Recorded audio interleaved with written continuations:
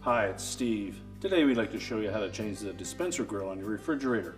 It's a really easy job. Let me show you how we do it. Now to do this repair, if the old grill is still in place, we're simply going to grasp the top of it and pull it away from the dispenser.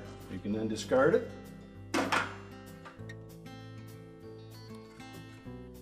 Now you'll note that there are two little points on the side of that will engage this escutcheon, and that's what holds that in place.